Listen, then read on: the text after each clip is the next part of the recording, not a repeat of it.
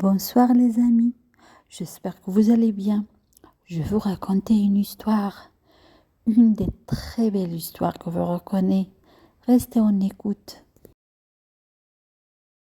Elle était une fois une ravissante fille nommée Cendrillon qui vivait avec son père. Ce dernier se remaria après la mort de son épouse, la mère de Cendrillon, avec une veuve ayant 2 filles.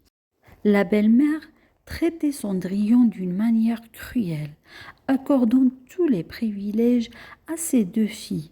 Cendrillon était alors très malheureuse. La belle-mère achetait toujours de nouvelles robes et de nouvelles chaussures à ses propres filles et leur cuisinait aussi de saveurs plats. Et les 2 sœurs passaient toute la journée à jouer et à s'amuser. La pauvre petite Cendrillon, quant à elle, portait des haillons, mangeait les restes des repas de ses demi-sœurs et faisait le ménage comme une domestique. Le soir, après qu'elle avait terminé toutes les tâches, Cendrillon s'asseyait près de la cheminée avec son chat qui essayait de la consoler en lui disant « Réjouis-toi, ma chérie, Dieu t'a donné la beauté que tes demi-sœurs n'ont pas. » Un jour, le roi annonça qu'une fête aurait lieu dans le palais, en l'honneur du prince. Les 2 sœurs de Cendrillon se préparent à la cérémonie en mettant des jolies robes neuves. Toutefois, la belle-mère ne permit pas à la malheureuse Cendrillon d'y assister, en lui disant « Une femme de ménage ne doit pas aller à la fête du roi. Ta mission est de faire la vaisselle et de nettoyer la maison, et non pas d'assister à des fêtes mondaines. » Tout le monde alla donc à la fête du roi, sauf Cendrillon, qui resta seule dans la maison. La petite était triste. Des larmes lui coulaient spontanément sur les joues. Soudain, pendant que la pauvre fille pleurait dans la cuisine, une gentille fée apparut et lui dit « N'ayez pas peur, Cendrillon, je suis là pour t'aider à assister à la fête du roi. »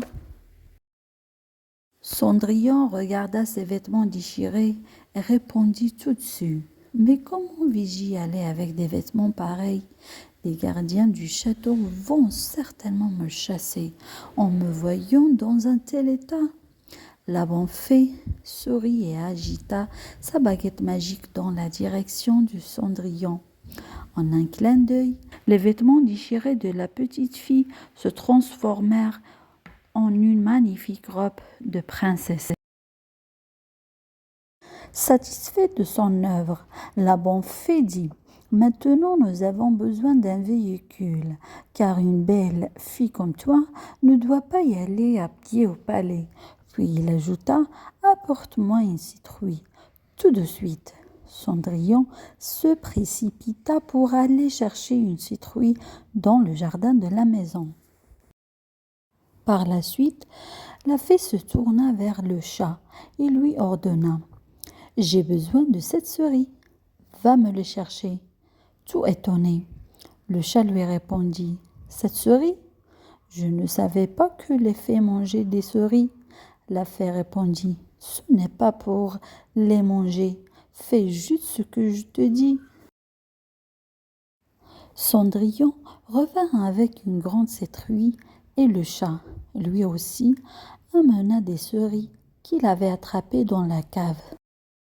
En un seul coup de baguette magique, la fée transforma les 6 souris en 6 chevaux attelés à une belle calèche en or. La 7e souris fut transformée, quant à elle, en accouchée bien habillée en un costume blanc, portant une fouet à la main. Cendrillon, médusé et comblé de joie, n'arrive pas à croire ses yeux. Mais avant de partir, la bonne fée avertit Cendrillon qu'il devait rentrer à la maison avant minuit, heure où le fait de la magie prendrait fin et où tout rentrerait dans l'ordre. La petite fille Le lui promit et la fée ajouta: Tu peux t'en aller maintenant. Le prince sera sûrement envoûté par ta beauté.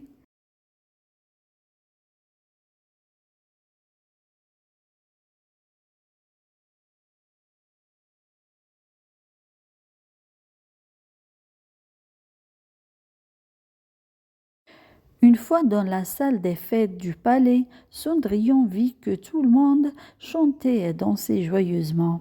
En la voyant entrer, tous les invités furent impressionnés par sa beauté. Ils commençaient à se demander les uns aux autres qui est cette jolie fille. Mais personne ne la connaissait, même ses belles-sœurs ne pouvaient pas la reconnaître. Dès que le prince l'aperçut, il fut enchanté par sa beauté. Il dirigea spontanément vers elle pour lui demander une danse. Pendant toute la soirée, le prince ne dansa qu'avec Cendrillon. Toutes les filles invitées furent alors déçues. Cendrillon s'amusait durant toute la fête en dansant avec le prince. Tout à coup, elle entendit l'horloge sonner minuit. Elle se rappela sa promesse à la bonne fée. Illico presto. Elle quitta la fête sans mot dire, dévalant les escaliers en courant. Dans sa course, Cendrillon perdit l'une de ses chaussures en verre, mais elle ne s'arrêta pas pour la récupérer, car elle devait quitter avant que l'horloge sonnait le dernier coup de minuit. Le prince, amoureux déjà de Cendrillon, courait derrière elle pour la rattraper. En vain, Cendrillon disparut. Le prince vit sa chaussure de verre par terre. Il s'inclina et la ramassa. Le lendemain, notre prince donna l'ordre à ses ministres d'aller chercher la fille dont le pied pouvait s'adapter à la chaussure en verre dans toutes les maisons du village. Il leur signala aussi: Je ne trouverai jamais le bonheur si je ne posais pas cette fille.